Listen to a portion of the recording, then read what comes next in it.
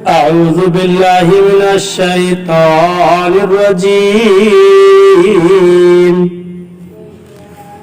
بسم الله الرحمن الرحيم. وبشر الذين آمنوا وعملوا الصالحات أن لهم جنات تجري من تحتها الأنهار كلما رزقوا منها من ثمرة رزقا قالوا هذا الذي رزقنا من قبل وأتوا به متشابها ولهم فيها أزواج مطهرة وهم فيها خالدون. ترجمہ کنز الایمان. اور خوشخبری دے انہیں جو ایمان لائے اور اچھے کام کیے کہ ان کے لیے باغ ہیں جن کے نیچے نہریں رواں. جب انہیں ان باغوں سے کوئی پھل کھانے کو دیا جائے گا صورت دیکھ کر کہیں گے یہ تو وہی رزق ہے جو ہمیں پہلے ملا تھا، اور وہ صورت میں ملتا جلتا انہیں دیا گیا. اور ان کے لیے باغوں میں ستھری بیویاں ہیں اور وہ ان میں ہمیشہ رہیں گے. ترجمہ کنز العرفان.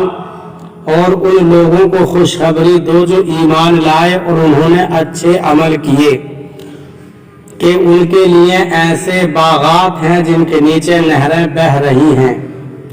جب انہیں ان باغوں سے کوئی پھل کھانے کو دیا جائے گا تو کہیں گے یہ تو وہی رزق ہے جو ہمیں پہلے دیا گیا تھا، حالانکہ انہیں ملتا جلتا پھل پہلے دیا گیا تھا. اور ان جنتیوں کے لیے ان باغوں میں پاکیزہ بیویاں ہوں گی اور وہ ان باغوں میں ہمیشہ رہیں گے. وَبَشِّرِ الَّذِينَ آمَنُوا وَعَمِلُوا الصَّالِحَاتِ. اور ان لوگوں کو خوشخبری دو جو ایمان لائے اور انہوں نے اچھے کام کیے، اچھے عمل کیے. اللہ تعالیٰ کی سنت یہ ہے کہ قرآن میں ترغیب یعنی ڈرانے کے ساتھ ترغیب بھی ذکر فرماتا ہے. اسی لیے کفار اور ان کے اعمال و عذاب کے ذکر کے بعد مومنین اور ان کے اعمال و ثواب کا ذکر فرمایا اور انہیں جنت کی بشارت دی. صالحات یعنی نیکیاں وہ عمل ہیں جو شرعاً اچھے ہوں، ان میں فرائض و نوافل سب داخل ہیں. یہاں بھی ایمان اور عمل کو جدا جدا بیان کیا جس سے معلوم ہوا کہ عمل ایمان کا جزو نہیں ہے. وہ اتو بھی متشابہہ. اور انہیں ملتا جلتا پھل دیا گیا. جنت کے پھل رنگت میں آپس میں ملتے جلتے ہوں گے مگر ذائقے میں جدا جدا ہوں گے.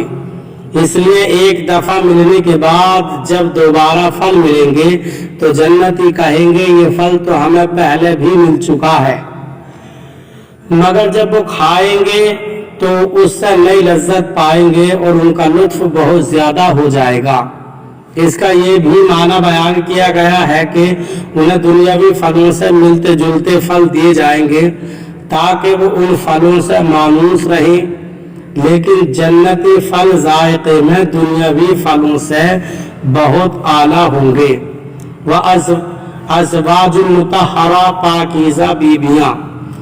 جنتی بیویاں خواہ حوریں ہوں یا اور سب کی سب تمام ناپاکیوں اور گندگیوں سے مبرہ ہوں گی. نہ جسم پر میل ہوگا نہ کوئی اور گندگی. اس کے ساتھ ہی وہ بد مزاجی بد خلقی سے بھی پاک ہوں گی. وَهُمْ فِيهَا خَالِدُونَ. وہ ان باغوں میں ہمیشہ رہیں گے. جنتی نہ کبھی فنا ہوں گے اور نہ جنت سے نکالے جائیں گے، لہذا جنت اور اہل جنت کے لیے فنا نہیں.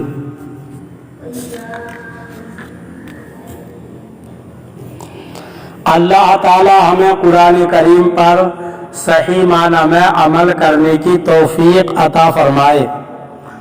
برادران اسلام، آپ تمام ہی حضرات سے گزارش کی جاتی ہے کہ خود بھی قرآن کریم کی تلاوت، ترجمہ اور تفسیر سماعت کیجئے، اپنے عزیز و اقارب اور رشتہ دار کو بھی شیئر کیجئے تاکہ آپ اس کے ذریعے صدقہ جاریہ کے مستحق ہو جائیں۔